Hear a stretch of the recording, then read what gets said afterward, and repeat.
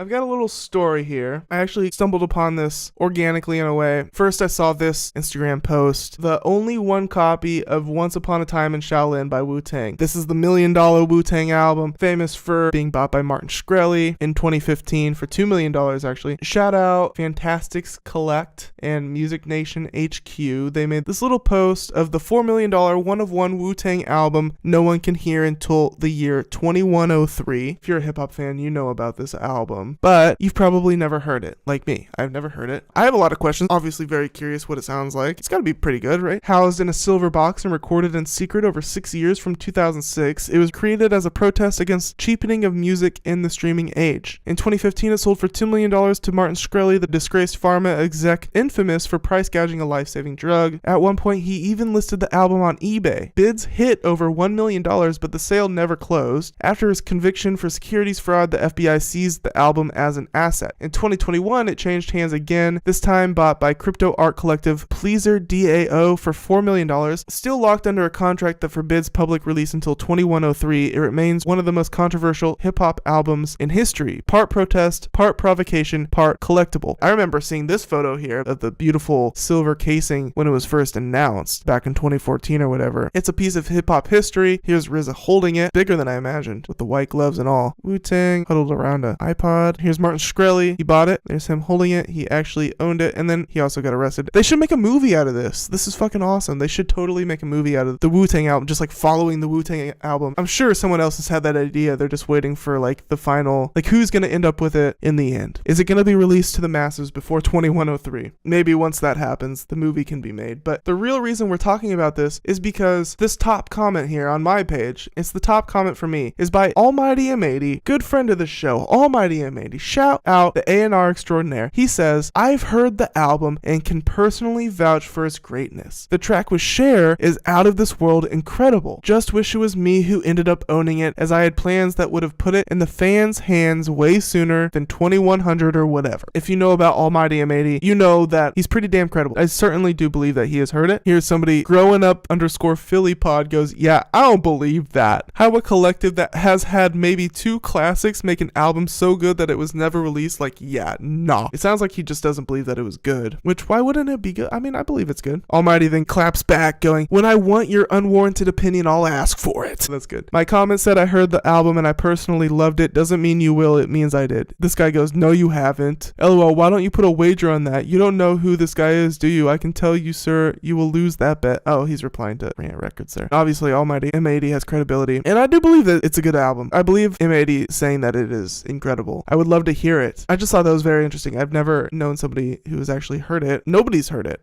Like a handful of people have heard it. So to know somebody that has heard it is pretty cool. Maybe one day the rest of us will get to listen. One day soon, maybe, hopefully. Probably won't be soon, but maybe one day.